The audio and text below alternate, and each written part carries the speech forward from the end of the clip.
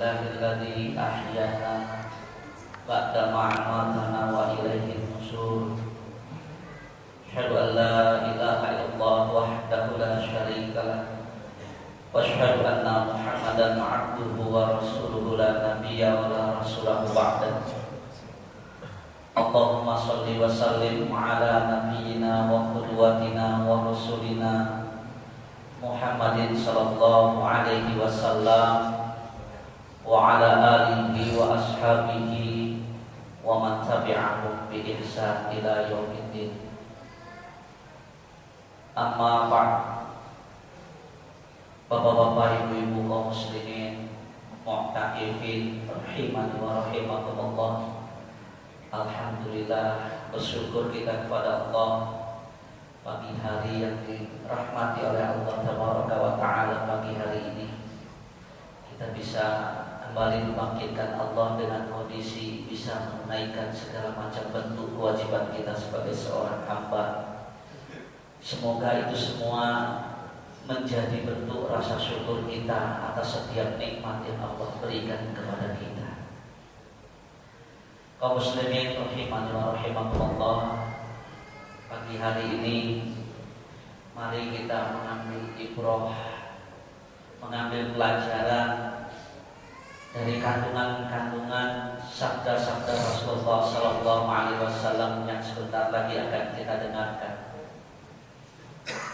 Yang pertama, sabda Rasulullah yang diriwayatkan oleh Imam Muslim di hadis sahih Muslimnya nomor hadis 4612.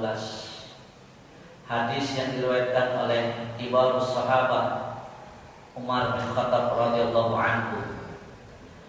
Umar bin Khattab radhiyallahu anhu qala, dari sahabat Umar bin Khattab radhiyallahu anhu, beliau berkata, inni sami'tu Rasulullah sallallahu alaihi wasallam yaqul, sesungguhnya saya pernah mendengar Rasulullah sallallahu alaihi wasallam beliau mengatakan, inna khairat tabi'in, sesungguhnya sebaik-baiknya tabi'in.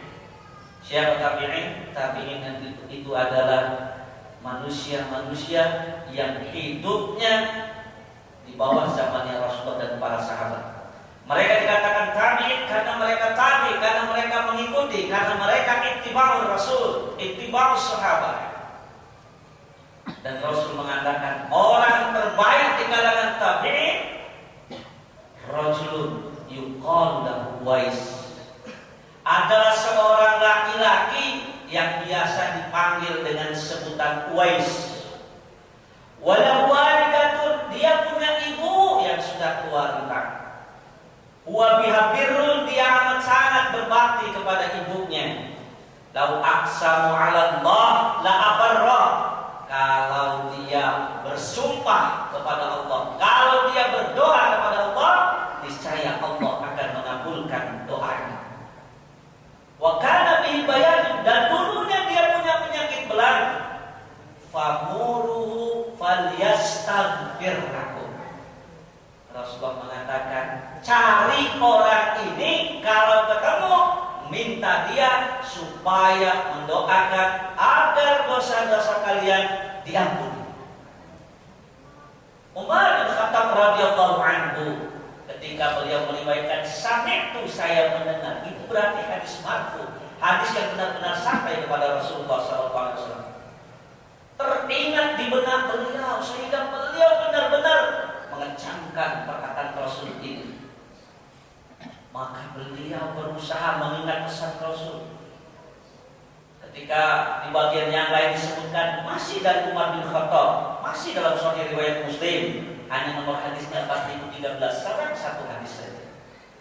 Umar bin Khattab pun meriwayatkan hadis dari Rasulullah, idza ata alaihi amdad ahlul Yaman, jika datang kepada kalian serombongan orang yang berasal dari Yaman, sya'alahum, maka tanyakan kepada mereka, afikum Uwais, ada enggak di antara kalian orang yang biasa dipanggil Uwais ibnu Amir bin Amir?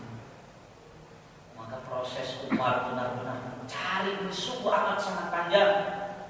Ketika di zaman Rasulullah sampai kemudian Rasulullah diwafatkan oleh Allah, kemudian kaum muslimin berbaikat kepada Khalifah Rasulullah Abu Bakar As-Siddiq, sampai kemudian Allah mewafatkan Khalifah Abu Bakar, sampai kemudian beliau disetujui oleh mayoritas para sahabat untuk diangkat menjadi Amirul Mukminin. 3 masa beliau mencari. Setiap ada rombongan Yaman masuk ke kota Madinah, beliau senantiasa bertanya kepada rombongan Yaman, Afikum Uwais, ada nggak di antara kalian yang namanya Uwais? Senantiasa ditanya. Kalau tidak ada, ya sudah pergi lagi. Sampai kemudian ketika beliau diangkat menjadi Amirul Mukminin di masa pemerintahan, beliau mendapatkan serombongan besar kaum dari Yaman masuk kota Madinah. Maka beliau bertekad sebagaimana biasa. Maka beliau panggil itu amir rombongan, amir jemaahnya. Maka beliau bertanya, Afikum Uwais, ada nggak di antara kalian laki-laki yang bernama Uwais? Wah, tiba-tiba menjawab, Fina Uwais, ada di antara kalian dia disebut Uwais. Maka kata Umar bin Khattab, Aina Uwais, takadam, mana Uwais, maju. Begitu dilihat orangnya, Anta Uwais, Anta Uwais, Anta min Qarab, Anta min Murad, kamu berasal dari orang, kamu berasal dari orang, benar. Kamu punya penyakit pelantur, iya. Pernah Allah sembuhkan, kamu berdoa kepada Allah kemudian disembuhkan, engkau meminta disisakan sebesar dirham, kepingan dirham, benar. Ayo doakan supaya umat ini diampuni dosa-dosanya oleh Allah Taala. Kata Uwais, tidak Amirul Mukminin, bukan saya yang mendoakan Anda, tapi seharusnya Anda lah yang mendoakan saya. Jawaban Uwais pun akan menjadi sama dengan pengertian kita. Siapa Uwais? Siapa Umar bin Khattab? Umar bin Khattab, salah satu di antara al-ashra mubashir bil jannah, 10 orang yang dijamin oleh Rasulullah masuk ke dalam surga. Seorang sosok sahabat yang Rasul pernah mengabarkan, Umar, bahkan setan pun takut bertemu dengan engkau. Kita semua mengetahui bagaimana keutamaan Umar bin Khattab. Tapi yang apa yang menjadi penyebab sampai Umar bin Khattab benar-benar mengingat pesan Rasulullah, kalau ketemu Uwais, tolong minta dia agar mendoakan kalian agar dosa-dosanya diampuni. Akhirnya setelah dipaksa, kemudian Uwais pun akhirnya mendoakan Umar bin Khattab. Kemudian ditanya, kamu hendak kemana? Saya hendak ke Kufah, Amirul Mukminin, seharusnya dari sini. Saya punya emir di Kufah, saya punya gubernur. Saya tulis surat ya, pengantar agar emir dia di Baghdad memenuhi semua kebutuhan kamu selama kamu di sana. Tidak perlu wahai Amirul Mukminin. Biarlah Uwais ini menjadi seorang Uwais sebagaimana biasa. Masya Allah. Kadang-kadang kita harus bertanya kaum muslim, apa yang membuat Umar begitu ngotot minta doakan oleh Uwais? Uwais bukan orang yang terkenal dengan keilmuannya. Dibandingkan dengan Zaid bin Sabit, orang yang paling mengetahui halal dan haram, dibandingkan dengan Ibnu Abbas yang terkenal sebagai mufassirnya para sahabat, dibandingkan dengan Abdullah bin Mas'ud yang disebut sebagai fuqahanya para sahabat, atau bahkan dibandingkan dengan Ali bin Abi Thalib radhiyallahu anhu yang dikatakan sebagai pintunya semua ilmu. Uwais tidak ada apa-apa. Kemudian apa istimewanya Uwais sampai kemudian kaum muslimin, sosok Umar bin Khattab yang ditakuti oleh setan sekalipun ngotot minta didoakan oleh Uwais? Ternyata jawabannya ada dalam hadis yang pertama. Walahu walidatun huwa yaghfirun. Dia punya ibu dan dia amat sangat berbakti kepadanya. Baktinya kepada ibunya inilah yang kemudian kata Rasulullah, lau aqsamu 'ala Allah, kalau seandainya dia berdoa kepada Allah, la abarrah, doanya pasti akan dikabulkan. Makom inilah yang membuat Uwais begitu terkenal.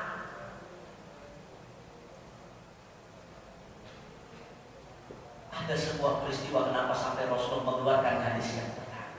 Peristiwa itu kaum muslimin tidak lain tidak bukan adalah ketika Uwais di Yaman menerima utusan Rasulullah, yaitu para sahabat yang datang berdakwah ke sana. Disambutlah dakwahnya dengan keimanan. Dia mengucapkan kalimat Ketika para sahabat bercerita, kami mempunyai Rasul, manusia yang dimuliakan oleh Allah, rindu rasanya. Rindu hanya ingin sekadar bertemu dengan Rasulullah SAW. Tapi Uwais sadar, tulang punggung ibunya cuma dia. Tidak ada yang merawat ibunya, cuma dia. Ibunya sudah tua.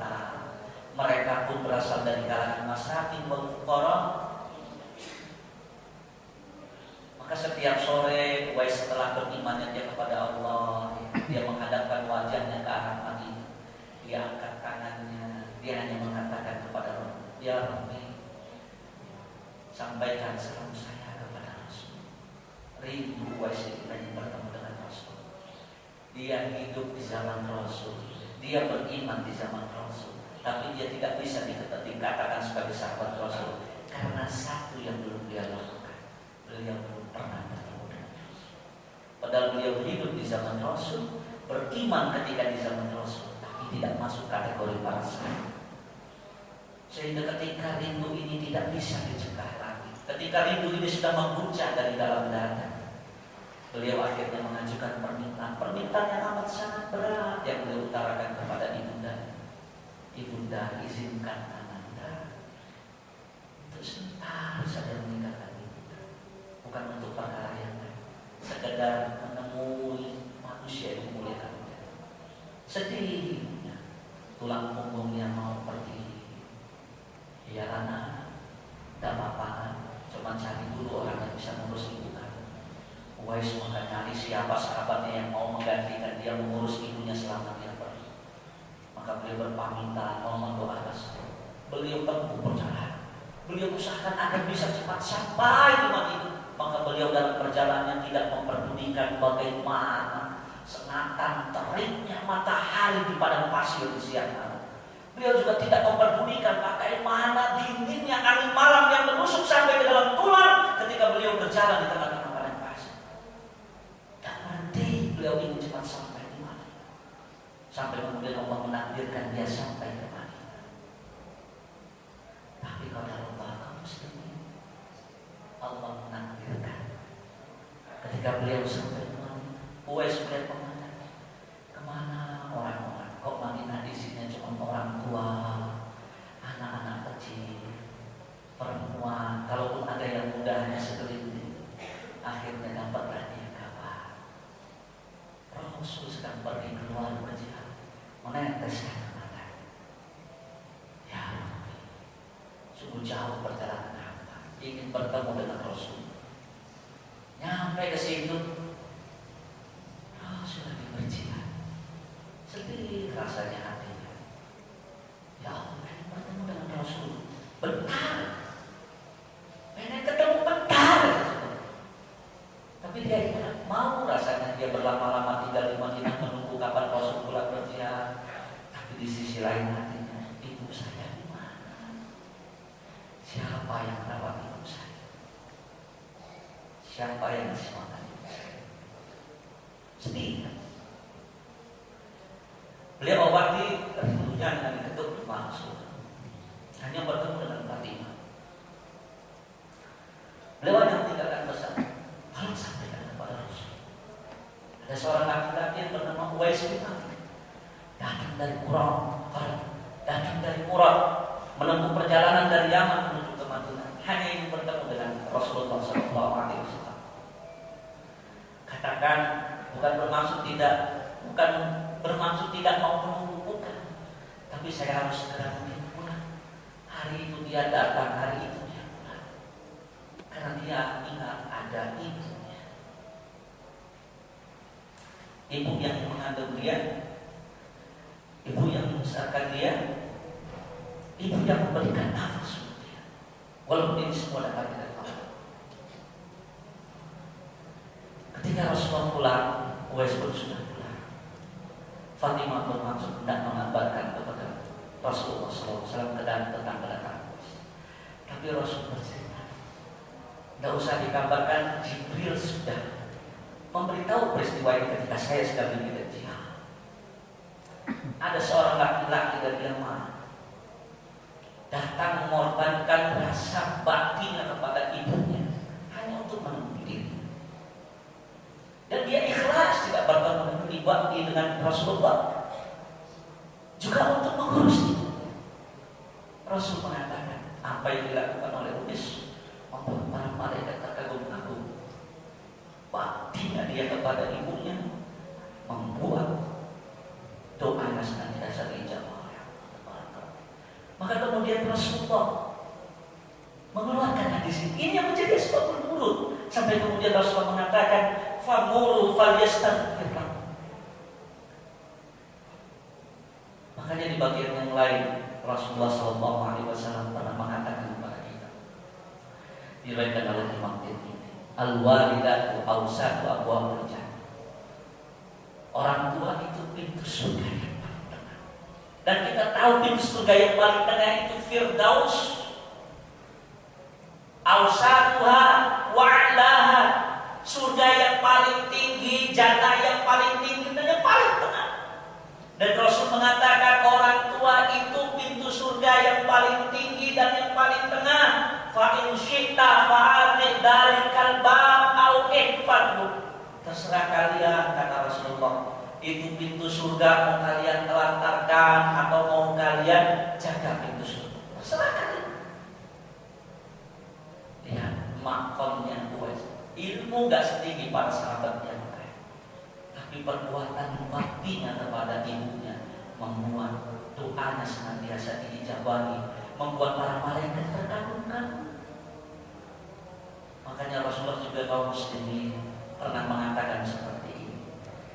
Ruhima anfu, summa ruhima anfu, summa ruhima. Sungguh celaka, sungguh celaka, sungguh celaka. Ada sahabat yang bertanya, Rasul ngomong sungguh celaka itu apa maksudnya? Man ruhima anfu ya Rasulullah, siapa Rasul? Yang celaka itu siapa? Rasulullah mengatakan man adroka abawaihi ahaduhuma au kilahuma indal kibaruhuma falan yadkhulul jannah. Nih, kamu tahu tidak yang celaka itu orang yang Allah kasih rezeki, orang tuanya salah satu atau kedua-duanya sampai pada masa tuanya, tapi dia nggak bisa masuk surga. Itulah orang yang celaka. Karena orang tua itu pintu terdekat seseorang meraih keridhaan Allah. Uwais sadar benar, ini pintu surga dia. Dia tahu dia tidak sehebat ilmunya dengan sahabat. Dia tahu ibadahnya nggak bisa menandingi sahabat, tapi dia punya satu peluang yang bisa mensejajarkan dirinya dengan para sahabat Rasulullah SAW. Apa peluang itu? Peluang itu namanya orang tua. Bapak, ibu, kaum muslimin semua tidak perlu diajarkan lagi.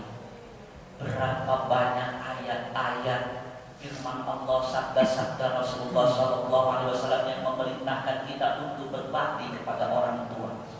Bahkan ketika Rasulullah mengatakan akbarul kabair salasa, dosa besar di antara dosa besar itu, dosa yang paling besar di antara dosa yang besar itu ada 3, kata Rasulullah. Yang pertama jelas al-israfu billah, menyekutukan Allah. Yang keduanya Rasul katakan uququl walidain, durhaka kepada kedua orang tua.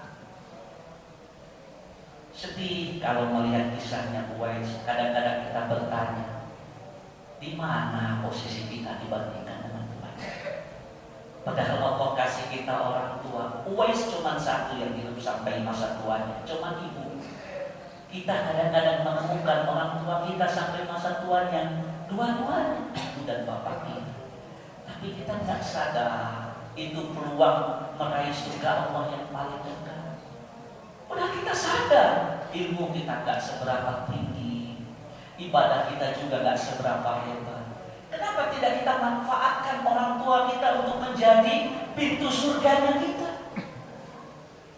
Berat memang merawat orang tua, apalagi ketika Allah takdirkan kita sudah berkeluarga. Sedih sekali kadang-kadang melihat satu pemandangan ketika kita menemui wanita yang awalnya bukan siapa-siapa.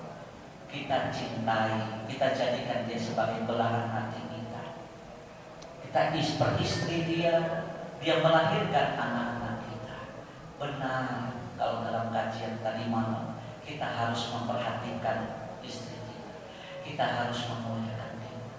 Tapi jamaah, Satu perkara yang lebih wajib diingat, di samping kita memperhatikan istri kita, ada ibu, ada bapak yang harus lebih kita prioritaskan perhatian. Jangan sampai kita dengan kehidupan kita dengan anak dan istri kita melalaikan tanggung jawab kita di hadapan Allah. Tanggung jawab kita sebagai seorang anak kepada kedua orang tua kita. Na'udzubillahi min dzalik. Jangan sampai ketika ada seorang putra satu-satunya yang menjadi tulang punggung kedua orang tuanya, hanya karena takut istrinya dengan ibunya berkonflik, dengan dalih ingin mandiri, keluarlah dia dari rumah tersebut. Dia tinggalkan ibu bapaknya dalam kondisi mengurus diri sendiri di masa tuanya, hanya demi kepentingan menyelamatkan istrinya dari berkonflik dengan ibu.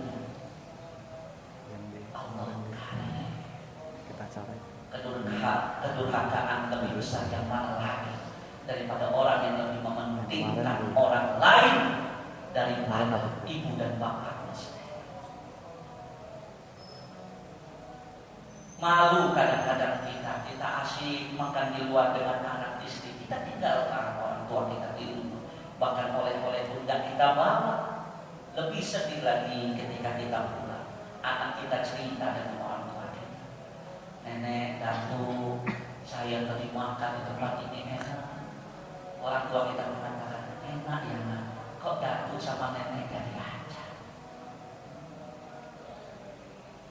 Saya pernah mengisi kajian di sebuah keluarga, kumpulan daripada rekan-rekan seprofesi di daerah Urip dekat dengan sini. Rumahnya besar. Saya lihat di dinding-dinding rumah orang tersebut terpampang beberapa piagam ijazah. Sebelum mulai kajian saya berdiri. Dari pemandangan tersebut saya melihat si punya rumah punya anak sukses semua ini. Anak bungsunya pun bahkan seorang pegawai yang bukan pegawai biasa.